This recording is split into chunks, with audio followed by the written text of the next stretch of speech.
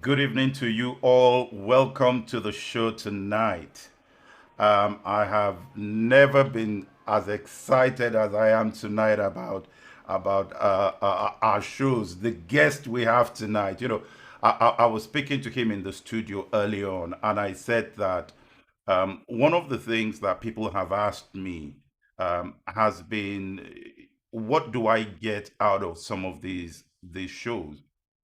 And what I've said to them is it's the conversations that we have with the guests before we go live and the nuggets of wisdom, the personal stories that they share before we go live. That is just amazing, amazing. And our guest tonight has been no different. He's just blown my mind. I was listening to him talk about a story, and I asked him. I said, "Look, please, please, please, can you share that story for our viewers? Because I believe it is something that everyone needs to listen to in this new season, this new time we're in, this new normal, as it's being called." Um, so if you're already on here, please share this out with your friends. If we're on live on Facebook, we're live on Instagram, we're live on it's on Twitter. The handles are showing there on the screen. So please share this. Get your friends involved. Get them notified. What you're going to hear tonight is going to blow your mind. Honestly, it is going to blow your mind. And without taking too much of your time, we're just going to get into it. Remember to share those links out. This is really fantastic information that you need to listen to. Our guest this evening is a very good friend of mine. It's amazing when you see somebody is doing well, is your friend, right? So this one is my brother, not just my friend. But Bode Olutunbi is the managing partner and the CEO of a consulting firm, Peoplesource Consulting, and they work with leading companies across Africa. But he has over 26 years experience in this particular field. He's had leadership roles in the past, worked across financial services, the public sector, FMCG, voluntary sector, not only in Nigeria but across the countries. He's worked in the United Kingdom as well, and he's worked as a consultant advising a lot of blue chip companies. I looked on their website. They've got an amazing client list on that website. But Bode has he's designed, he's developed, he's delivered several learning and development programs for leading firms across Africa. So you're going to get that Pan-African perspective this evening as he talks not only about experiences in the UK but experiences in Africa and different companies in Africa. You know what? I'm not going to waste too much time talking about this. Bode, you are welcome to the show tonight. Thank you for joining us. Thank you, Aki. It's nice having and being with you. Thank you for having Thank me. you so much for again taking the time out of your busy diary to be here with us this evening. We really appreciate that. Now, there's a question I have to ask you. And we were talking about this before going live. How do you manage being in the United Kingdom right now for this interview and having all these business initiatives across the nations of Africa? How did this journey begin? That's an interesting question. Yes, you did ask me earlier on, Aki, and I talked about a few paradigms that have helped us as we started the journey way back from 2009. And one of the first we learned along the way as we started the journey, but initially the whole idea was to be who God has called us to be in those environments. We knew we were not going to be the largest player in the space, so we built a small team, core team, and then we looked for partners. Initially, when we started, our base being in the UK, we literally used partners who are international. And then as we got on the ground and we began to build relationships, we built a pool of partners, many of who are still working with us today. This is 2020. And as we began to grow across regions in Africa, many of them began to do work with us across regions as well. So some of the paradigms that have helped us, one was to switch from what we found as we began to work in emerging markets, particularly, was a high level of a transactional mindset to business, a high level of a transactional mindset to relationships, to business interactions. But we came into the market with more of a relational orientation. We feel that if we build trusting, transparent, value adding relationships with clients, then they will stay with us over the long haul. That has paid off extremely well for us as a business. Over the first years, obviously, that means that we grew slower than most clients, than most of our competitors who were focused on the transactions, were pretty fast with it. But we were much slower. We wanted to make sure that we only did work that we could really deliver on excellently. One of our core values was delivering our client relationships with excellence, delivering our client work with excellence. And you can imagine excellence is a moving target, and trying to deliver work in an excellent way in an emerging market environment where, in many cases, even from the client side, average is acceptable. So how do you deliver outstanding when average is acceptable? And most of the competitors are willing to deliver average because they just want the transaction. But you're telling the client, I think you can actually get more traction on what you're looking for. Let's reframe your expectations and step it up a notch. So some clients will be excited about that and they would say, let's go back and revisit what we're expecting out of this project. But majority of clients are moving with time. They're looking at the environment that they are in and they're going, there's so much opportunity, so little infrastructure and resources and everything you need to harness those opportunities. So the more opportunities I harness, the more money I make within the shortest possible time. So why would I want?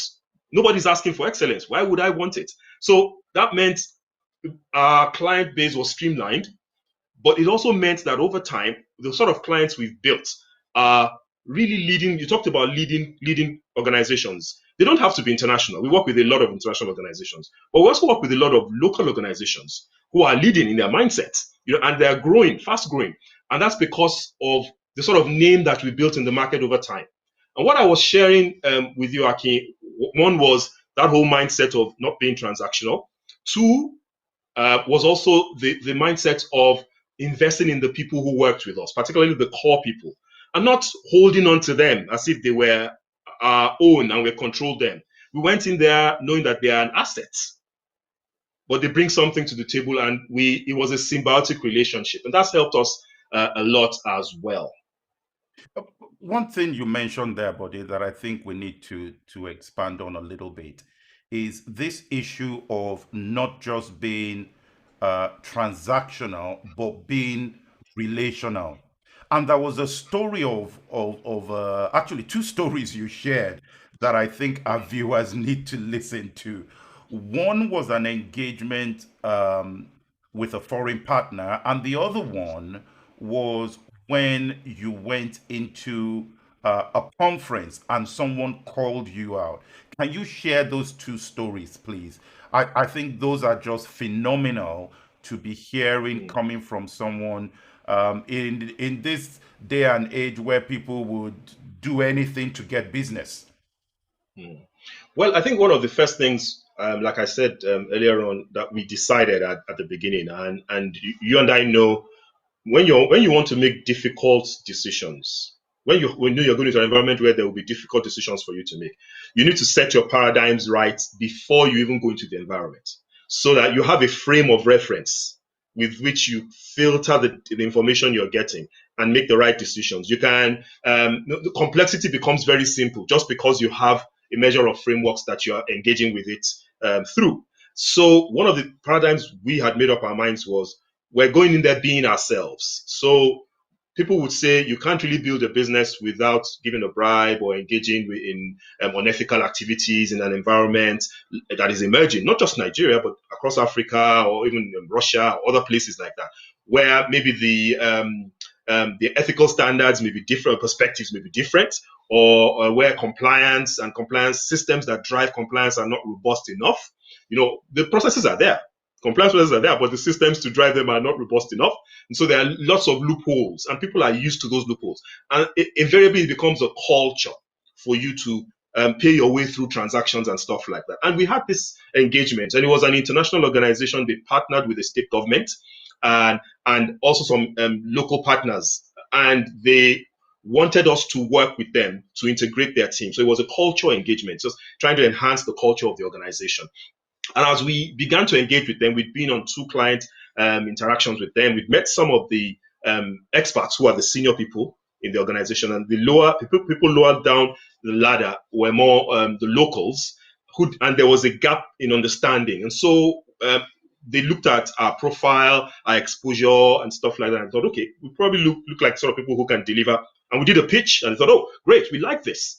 And so we went away, and we were waiting for the engagement to start. And so on an occasion, I was back here in the UK, and I called the client contact, who happens to be a local. And as I began to speak to him, he then broached the issue of layering our bill to make sure that he got something and whoever else was in his cohort got something off the transaction. And then we could move the thing forward. And at that But point, let me ask you a question there. Is that yes, still a practice that you see a lot of in Africa? to be honest with you, it still is. Like I said something, I said there are processes in place to reinforce ethical behavior in business, but there needs to be robust systems. So if there is no accountability, if you know that when you do such things you're unlikely to be reprimanded, if there's a system through which the money that comes into your hands in any role you are engaging with, and that money shouldn't have come into your hands, but there's a system through which that money is funneled so that other people also benefit from what you have done, then it's become something that is it has to be dismantled completely. So in quite a number of environments you have that, but there will be individuals in the system who are also forthright. You understand me? And if you are resolute with what you want, and what you want is to do the right thing, ultimately it does work out for you, but it takes time. So you need patience. And I said earlier on about you need to go into the environment not expecting to a rush. There will be transactions that come your way. There will be good transactions, but they will not be your transactions. And you have to tell yourself, this is an exciting project. We would love to work on this project, but it's not ours. And we know why it's not ours, and we pull back. And if it's Wow. ours, then the conversation, and we've had experiences where indeed the conversation, we've pulled back and the conversation has moved forward. The one I just shared with you was one. Eventually, we moved So, forward with that what project. what happened? What happened in that situation? How So, did you move so forward? So in that instance, when the guy broached the issue, obviously I stuttered, and I sort of like ended the phone call pretty abruptly, and I made up my mind I wasn't going to engage in that process. And then a few days later, I got speaking to someone who mentors us, who also believes in these values. And he was asking how the business was going. And I told him about this transaction, really interesting transaction, but we're not going forward with it because somebody has broached that we give them a bribe. And the man just blatantly said, no, but that's not the reason why God called you into this environment. God called you into this environment to challenge that mindset, not to walk away from it. The man has broached his own reality. Bring your own to the table. What is the worst that will happen? You will lose a transaction, and the man will never speak to you. But what is the best that could happen? You will win a client's heart, and you will win somebody's soul as well. And when I weighed the two, I thought, what's the risk? God called us into this. He will provide for us. The goal that God has called us into business for, at the end of the day, is not profit. We will make a profit. It's impact, it's transformation, it's change. And you don't do that by walking away from opportunities that you have to influence. So it was an opportunity for us to influence. As God would have it in that instance, a few days later, one of the higher up people in the organization called us to find out what was going on. I mean, we called in to find out what was, to try and speak to the guy again after I had spoken to my mentor. And then what happened was he wasn't on site. Somebody else who also knew about our pitch got to speak with me. And from there on, he linked us up with one of the senior guys there. And they were like, we've been waiting to get this transaction going. Let's move forward. So the transaction moved forward without the guy. The guy found out later that we were now engaging in the transaction. But that was one case. But there are cases where we actually didn't get the business. But it's okay.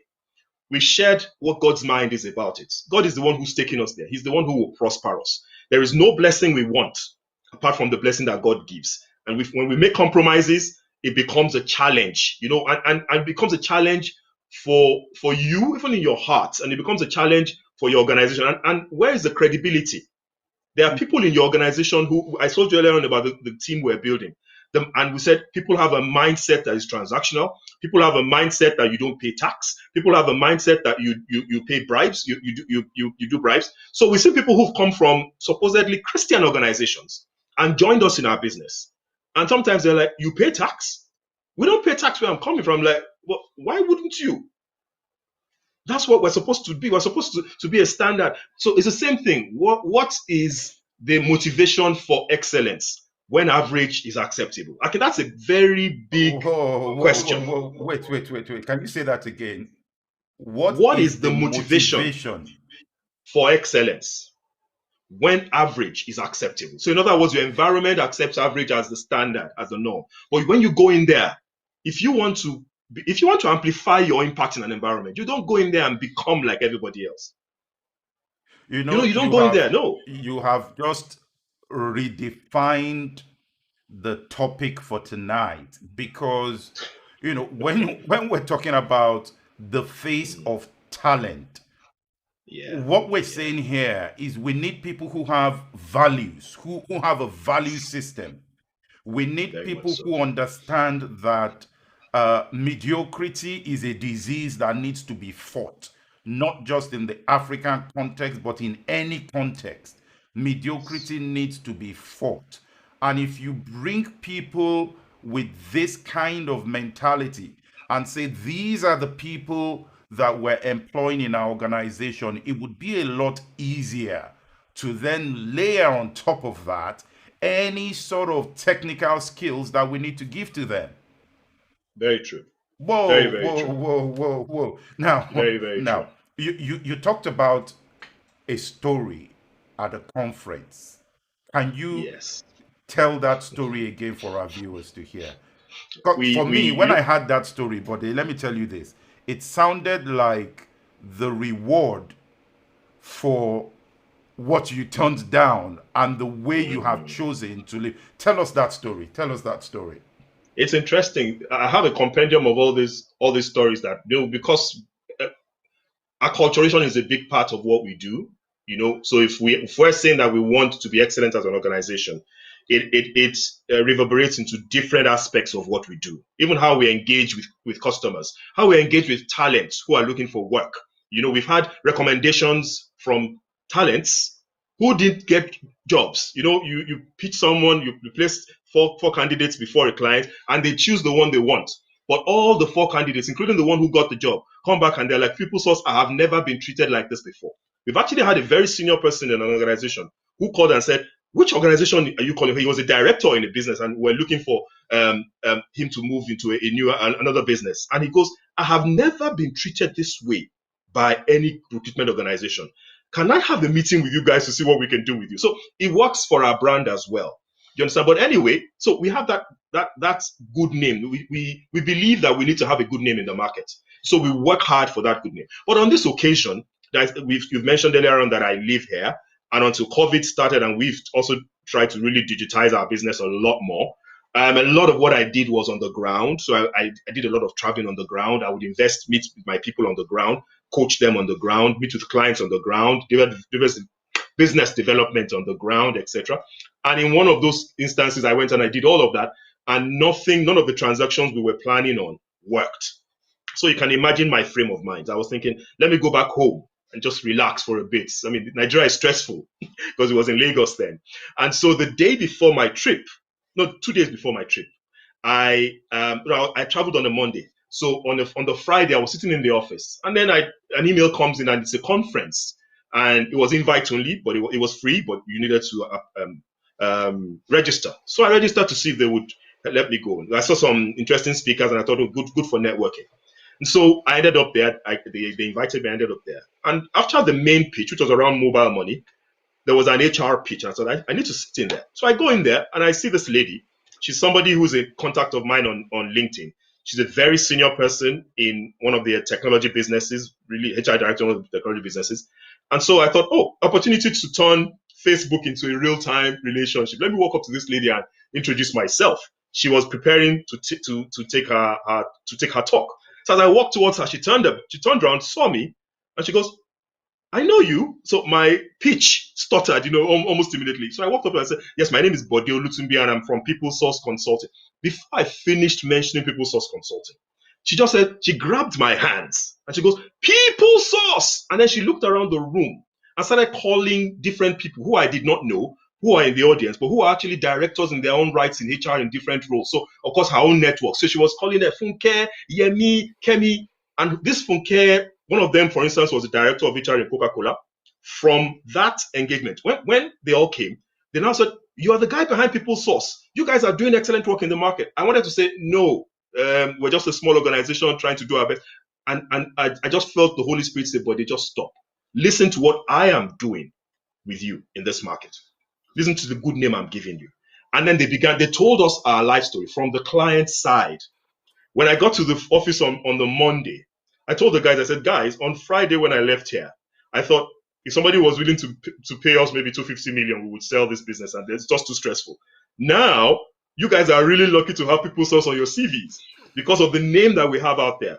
Within 2 weeks of my getting back here, we just got a call from Coca-Cola International, and they wanted us to be on their.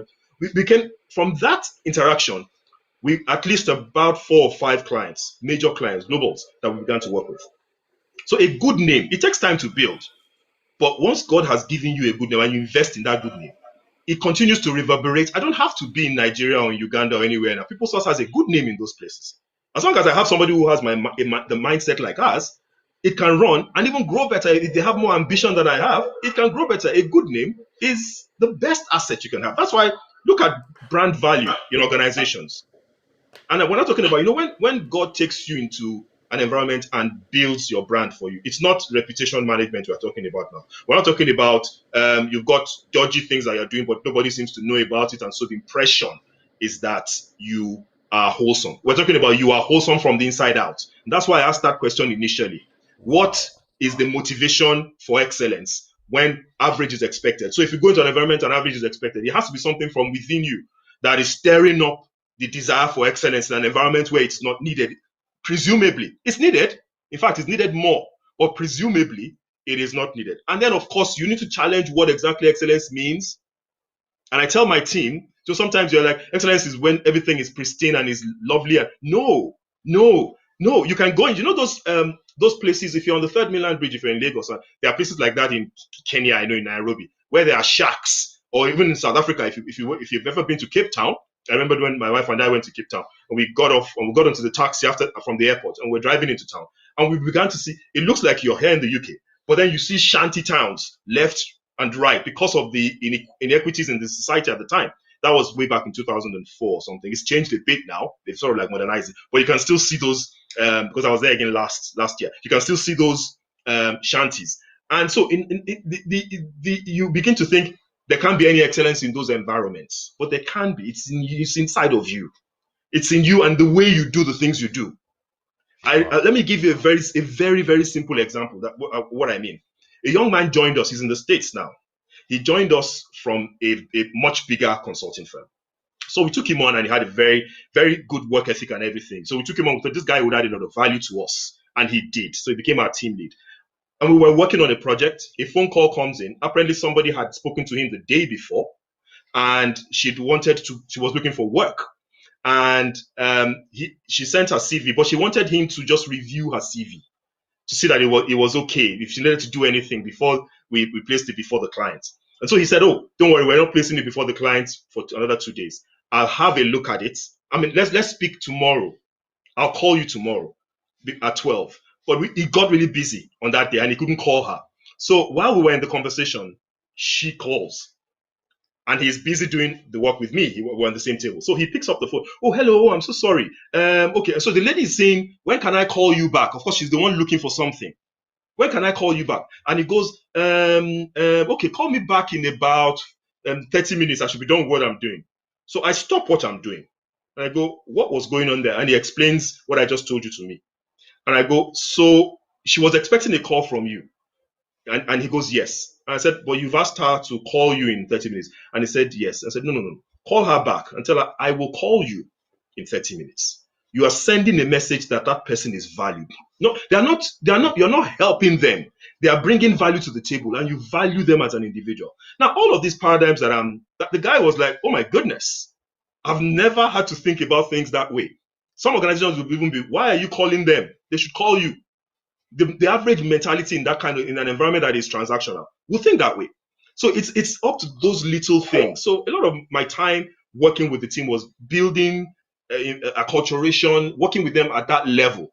Now, this I think has a huge implication on where we are now with all the transformation that is going on. I was just Those about to individuals, ask you that, Bode, yes, is that COVID-19 has changed the playing field for many organizations, and it has. it's acted like some sort of accelerant for digital Mm, transformation.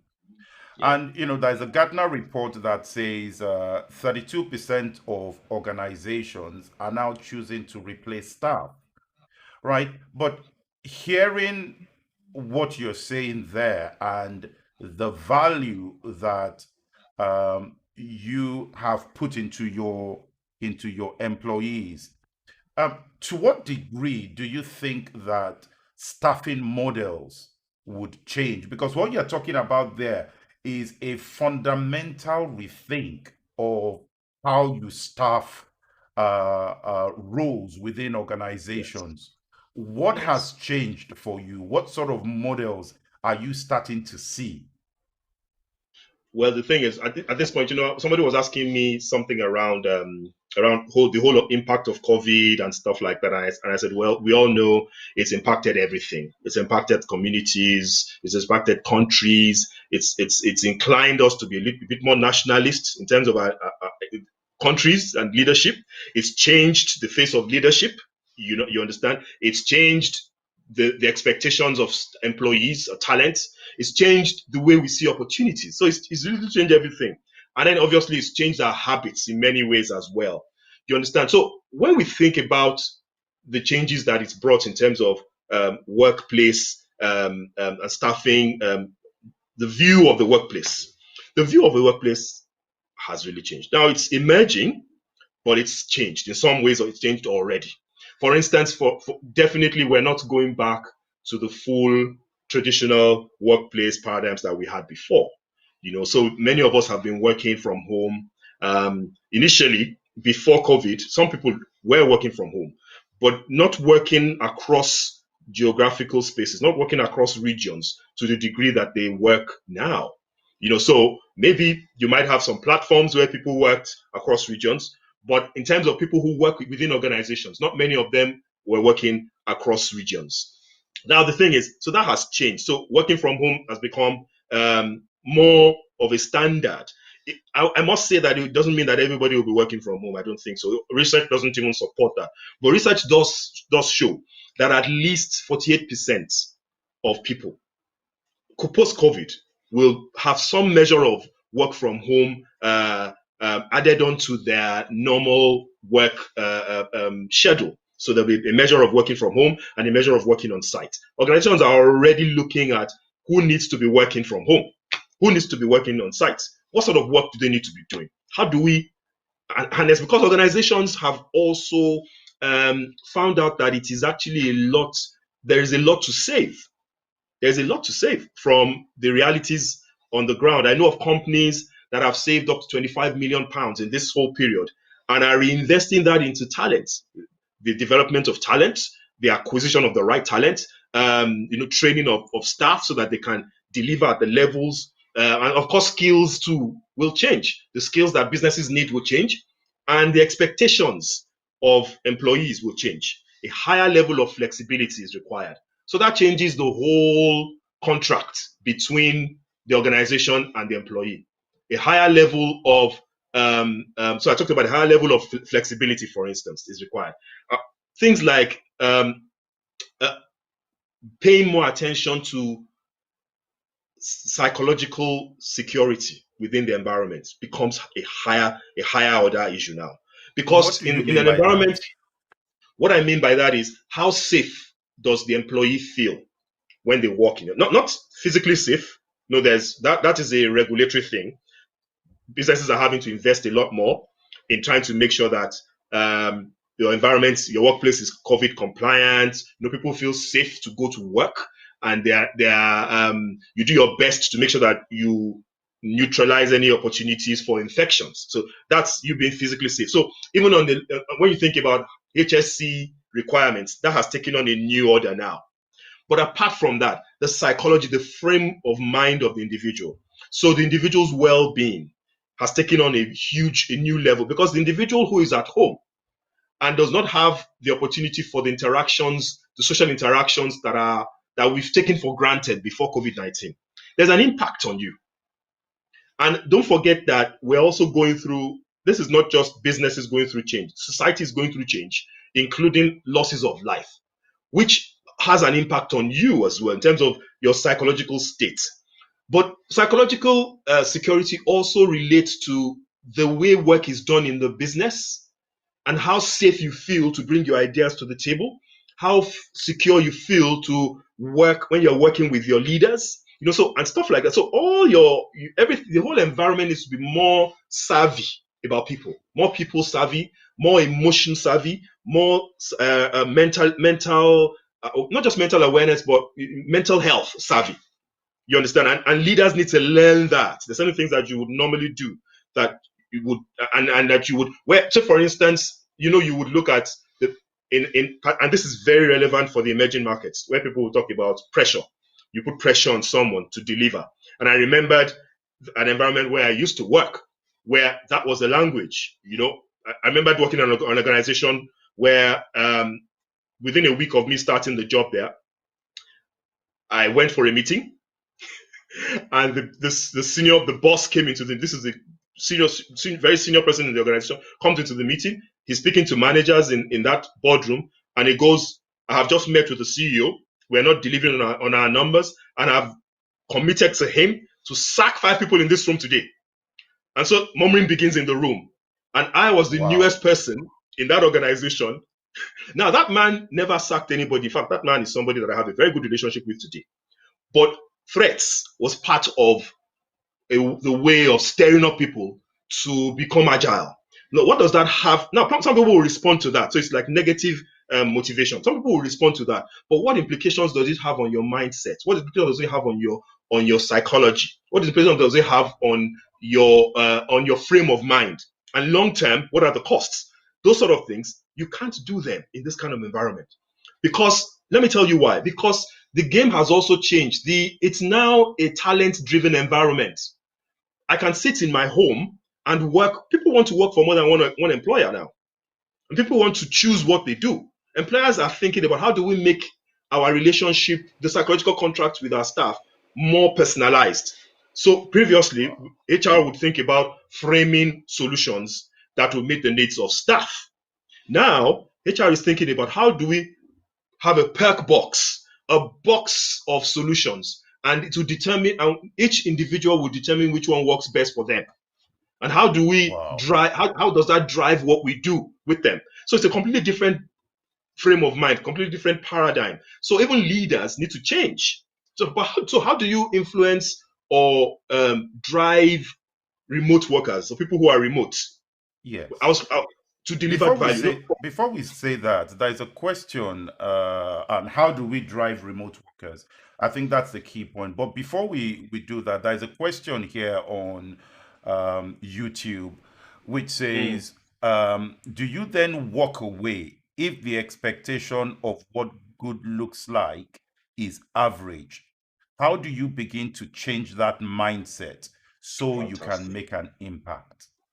Fantastic. That is the key. So for us in the environment that we've worked with, we've met many clients who would have an expectation.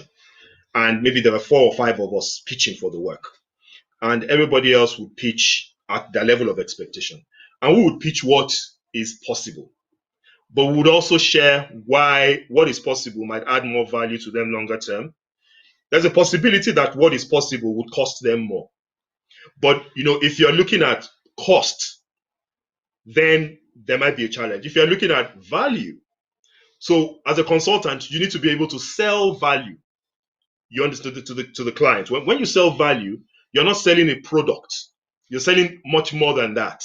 You understand? So once you're able to sell value, and you are an organization that is focused on a relationship. So when you're focused on a relationship, they see it in everything you do. They see it in your communication. They see it in your interactions. They see it well before you interact with them at a pitch. They see it in the way you interact with them. They see it in the way you value everybody in the organization. They see it in the way you value your colleagues. When I go into meetings with people, with my colleagues, I never call anybody less than me. If I go into a room with the guy who used to drive me at the time, I would mention this is my colleague. If I go into a room with an officer who is four rungs lower than me, he's my colleague. We are associates. So that whole language, the whole persona, they already have, it builds a persona of trust and reputation for you. So you go in there, you challenge the thinking. If the client says they don't want what is excellent, but you know that what is average will do the job for them, then there's nothing wrong with that. But the thing is, you started the conversation, you build a relationship with them. You understand? And you keep trying to move the bar, move the needle. You don't even have to, there are certain things that you don't have to. So, for instance, when I work with clients, so I'll give you another example. Over this period now, we've been doing a lot of online training engagements. So we have some partners who are in France, and we do a lot of work with them across Africa. So one of the sort of chaps we've been working with in these last few months have been C-level staff. So the guy is talking to me in their organization. They're in a project and they're partnering with some Chinese with a Chinese organization. So for him as a C-level person, he needs to build trust and rapport with the Chinese guys who are the key guys there. They've been working on this project, and he can see that level of connection that isn't there is hindering mutual interests and the growth of the project, of the progress of the project. And so, but that's not the reason why I was engaging with him. We're engaging with him to talk about things like difficult conversations with people, to talk about things like how do you lead in a transverse kind of environment where you don't have any hierarchical influence on anyone, and you need to leverage power bases that you have, and you need to leverage influence tactics that you have. And how do you meander, or should I say, how do you integrate those two, the power bases you have, being aware of them, and the influence tactics, being aware of all the influence tactics that are available, not just the ones that are in your sweet spot, and using them to influence the situation. But as we got talking, he now said, what I'm trying to do is different. I'm trying to build rapport with people who are from a different culture. Is there anything that can add value to me in this area? We finished the engagement. That was not what the engagement was about. And so that ended. But I told him from that point, like I told everybody on that engagement, I am now a resource for you. So I had to take things to another level. In the course of 2-3 weeks, I find some resource that will be really useful for him. I'm not going to get paid for that, but it's a relationship. I throw that into the box, sent it to him. It's radically changed the way he's seeing his Chinese partners, because he's now a lot more savvy about what relationships mean, what value means, what trust means, what works with them and what doesn't. But it also means that I'm now speaking to him about certain engagements and certain things that he can do to step up the game with his team in his organization. And he heads a large team. So an orientation like that will bring you business, but it will also add value to the organization. And we over the years, we've tended to look at organizations, or to look at even our role as in terms of our existence, from 3 levels. There's a level of the individual, there's a level of the team, and there's a level of the organization. The reality is that organizations don't create value. People do. So you need to Wow. be granular in your thinking. People create value. It's the value that an individual creates when comprised into a team that morphs into the team value. And it's that team value, when comprised into an organization, that morphs into organizational value that you and I experience from the organization. as excellent service or whatever. So you need to start from the granular level and look at the individual, the team, and the organization. Even with the COVID situation that we're talking about, you need to have that frame of mind at the back of your thinking, setting up your thinking. Wow. Let me ask you this question here, buddy. Um, you're dealing with a lot of major clients in the different markets that you operate in. What Yes. are they asking you for when it comes to talent? At the moment, the key drivers are there are two. One is agility, and I'll tell you what those sort of things are. So agility and resilience.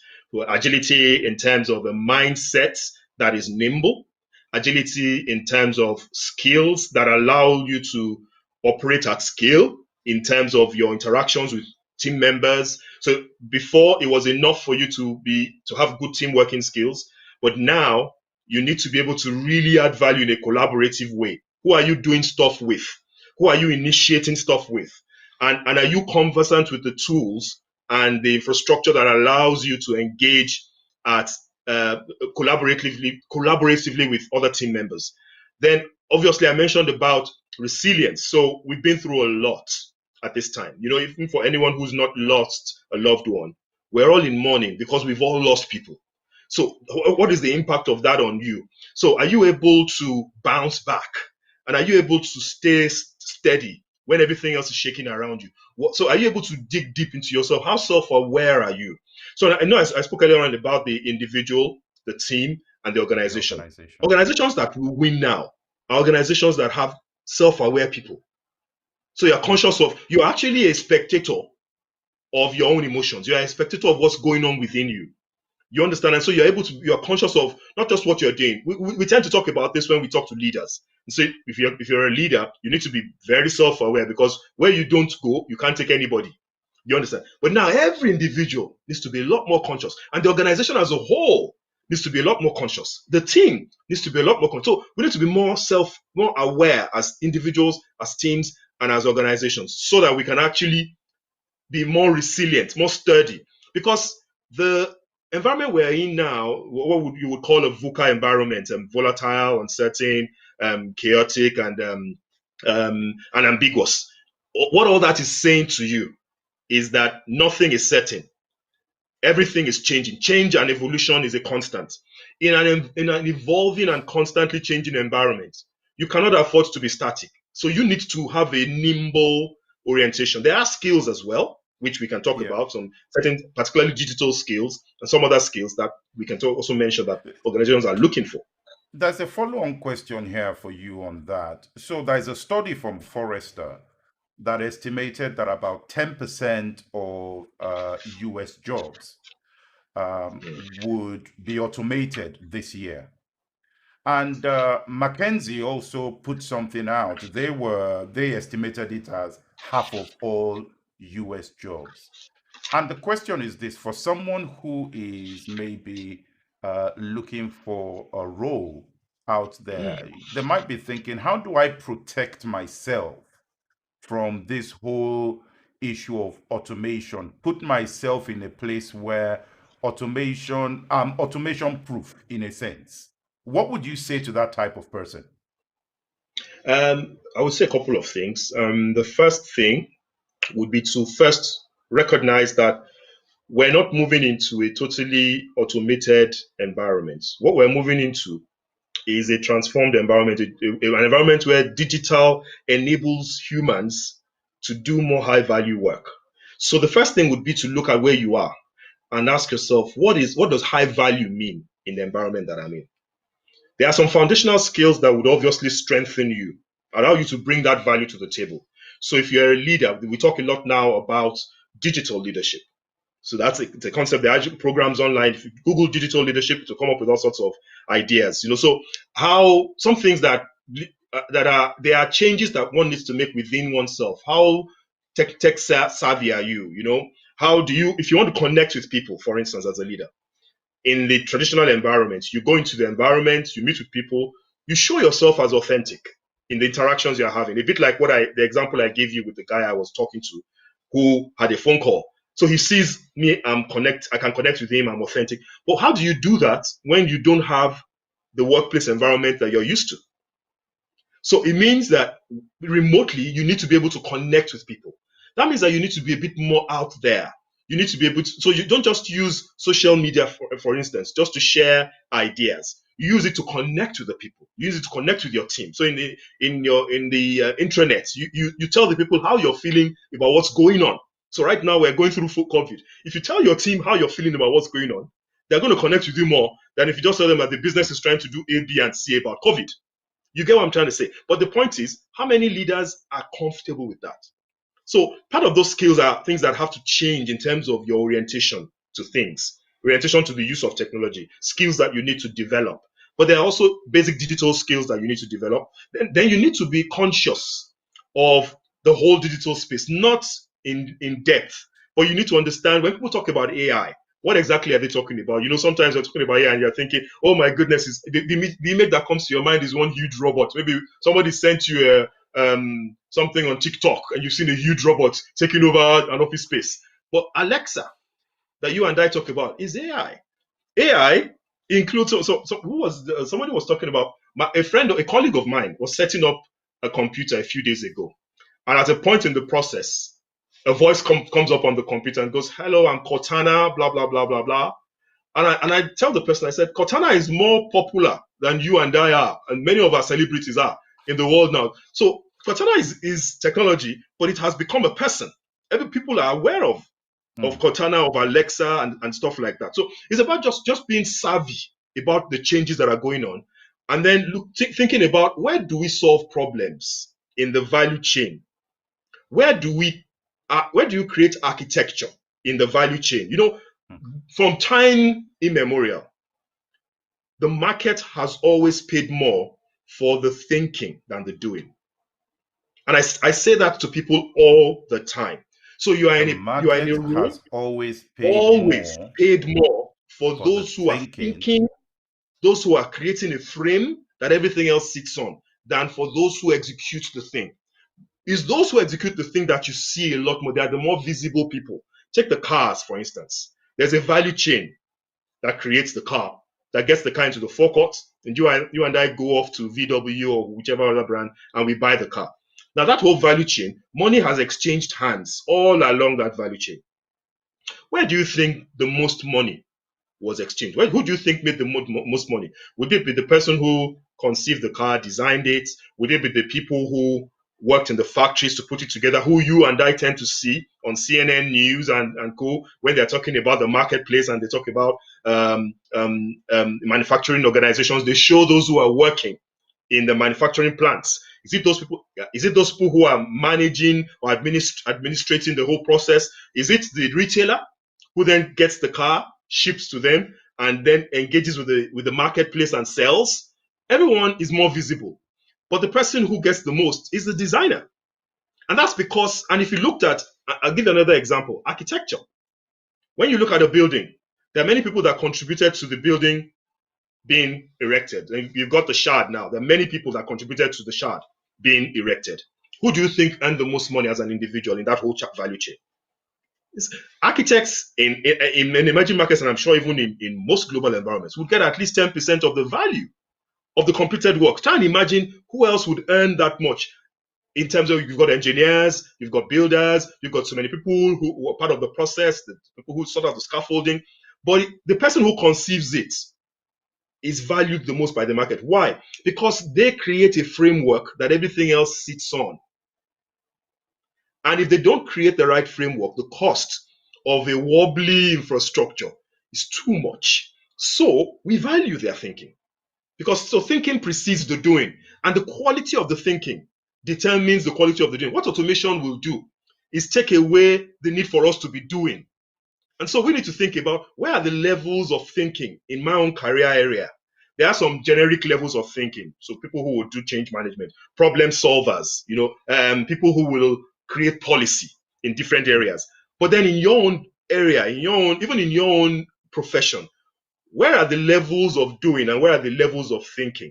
How can I move up to that level of thinking? Because that's where the value, as a human being, I can create more of the value now. let me ask you this question, because some people may say that, well, we're not all taught out to be thinkers in that sense, right? True. Some people are maybe developers, right? And they're very good developers. What would you say to the type of person? For example, there's a question here, which I think you have answered in a sense, but there's a question here that says, what are the key skills in demand out there?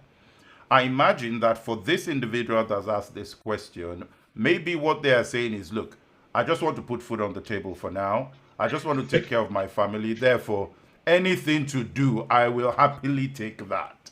Right. So, what do you say to those kind of people that say, look, I'm not in the thinking space, I'm a doer? How do you balance those two things?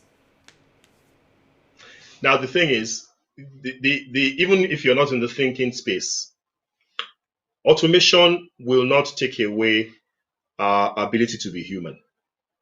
So when we want to people will not, for instance, I'm trying to imagine hotels. Hotel is a very good example.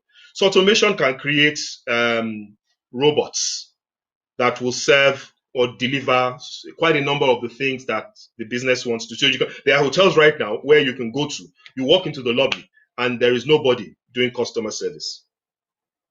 You walk into the lobby and you paid online. You go in there, you put your card on, it opens the door for you. You go off the lift, you get into the room. A voice comes and says, "Oh, hello, Mr. Olutunbi. You're welcome to 3 lovely days in XYZ hotel." And that's, as a novelty, that's an exciting experience. As a reality, we are human beings. We are relational human beings. Yeah, You and I look at how um, COVID has shown us just how valuable hugging each other is to us, yeah, or being in the same space with each other, socializing with each other. Why are we having challenges with managing the spiraling pandemic? It's because we're wired to interact. So people are wired to interact. So, but what just needs to happen is, so if I'm doing customer service at the moment in the hotel, and people are saying your job is going extinct, I'm saying, how can I move what I'm doing now, that how can I find what is excellent about what I'm doing and make sure I latch it on to who I am? So there are different ways that you can deliver customer service. all You right. can, We've got about 5 minutes left here, yes, and there's a question I want you to deal with. It's an article that came out in Harvard Business Review earlier on in the week, uh, yes, that referenced the co-CEO model. Now, listen to what the article said. It says the truth is the archetype of the omnipotent CEO, the lone commander atop the corporate pyramid, is increasingly a relic of 20th century management thinking. There are some notable exceptions. Founders like Jeff Bezos, Musk, Mark Zuckerberg, these guys still command and control.